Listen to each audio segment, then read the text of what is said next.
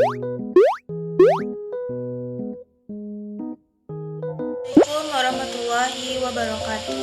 Perkenalkan, nama saya Diva Nurza Fitri dengan NIM 23043010. Di sini saya bersama dengan rekan saya yaitu Ivana Lavinia Sanda dengan NIM 23043072 akan mempresentasikan hasil diskusi kami tentang hak kekayaan intelektual bagian 2.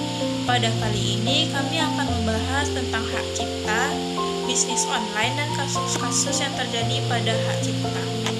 Hak cipta merupakan salah satu bagian dari kekayaan intelektual yang memiliki ruang lingkup objek dilindungi paling luas karena mencakup ilmu pengetahuan, seni, dan sastra yang di dalamnya mencakup pula program komputer. Hak cipta mencakup hak untuk memproduksi, mendistribusikan, menampilkan, dan menjual hasil karya. Ciptaan yang dapat dilindungi yang pertama yaitu buku, program komputer, pamflet, perwajahan, karya tulis yang diterbitkan, dan semua hasil karya tulis lain. Yang kedua yaitu ceramah, kuliah, pidato, dan ciptaan lain yang sejenis dengan itu. Yang ketiga yaitu alat peraga yang dibuat untuk kepentingan pendidikan dan ilmu pengetahuan. Yang keempat yaitu lagu atau musik dengan atau tanpa teks. Yang kelima yaitu drama atau drama musikal, tari koreografi, pewayangan, dan pantomim. Yang keenam yaitu seni rupa dalam segala bentuk seperti seni lukis, gambar, seni ukir, seni kaligrafi, seni pahat, seni patung, kolase, dan seni terapan. Yang ketujuh yaitu arsitektur, kedelapan peta, kesembilan seni batik, dan 10 fotografi. Dasar hak cipta yang terakhir yaitu hak cipta merupakan sebagai hak eksklusif pencipta yang timbul secara otomatis berdasarkan prinsip deklaratif setelah suatu ciptaan diwujudkan dalam bentuk nyata tanpa mengurangi pembatasan sesuai dengan ketentuan perundang-undangan. Dasar-dasar hak cipta yang pertama yaitu penciptaan merupakan seorang atau kelompok maupun dalam badan hukum yang memiliki upaya dan bertindak dalam penciptaan suatu hasil karya. Yang kedua yaitu ciptaan, yaitu hasil setiap karya pencipta dalam bentuk yang khas dan menunjukkan keasliannya.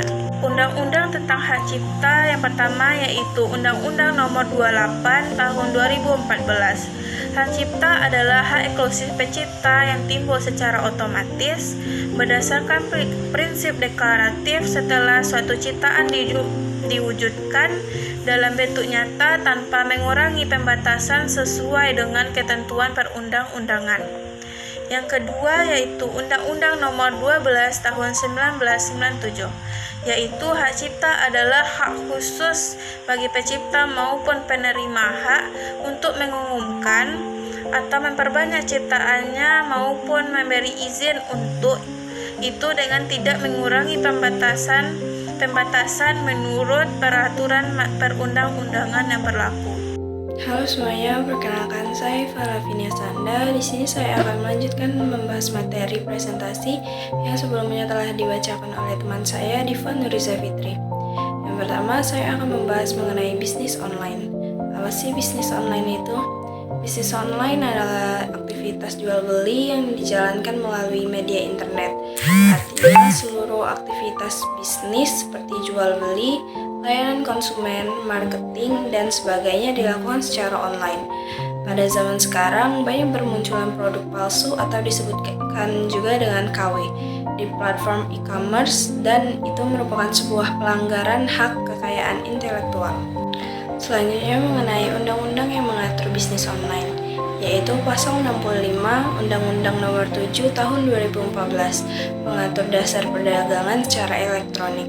Dalam melaksanakan transaksi elektronik berupa media online, syarat wajib yang harus diperhatikan adalah penjual barang atau jasa harus mencantumkan informasi yang secara jujur, asli, serta akurat kepada konsumen. Undang-Undang Perdagangan tepatnya pada pasal 65 mengatur mengenai data atau informasi yang disediakan bisnis online. Data yang dimaksud adalah yang pertama, identitas dan legalitas pelaku usaha sebagai produsen dan pelaku usaha distribusi.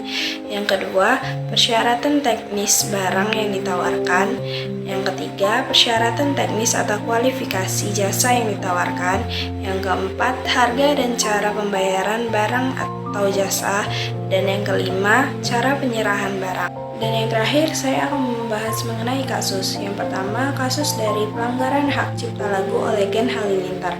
Pada tahun 2021, Halilintar Unofficial Site dan Lenggogeni Umar Faruk yang dikenal dengan Gen Halilintar dinyatakan terbukti melakukan pelanggaran hak cipta terhadap lagu berjudul Lagu Syantik. Mahkamah Agung (MA) menghukum keduanya untuk membayar ganti kerugian sebesar 300 juta.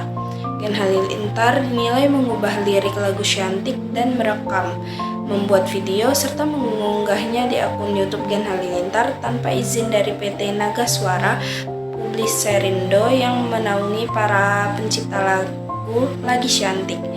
Selain itu, keduanya juga melakukan pelanggaran hak cipta dengan menggandakan dalam bentuk elektronik atau digital penerbitan karya ciptaan dan pendistribusian hasil pelanggaran karya cipta melalui sosial media.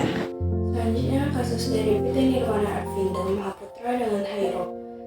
PT Nirwana Arvindo Mahaputra adalah perusahaan yang bergerak dalam bidang desain grafis. Perusahaan ini memasarkan memperdagangkan karya dan jasanya secara nasional maupun internasional melalui pemasaran secara langsung maupun melalui media internet.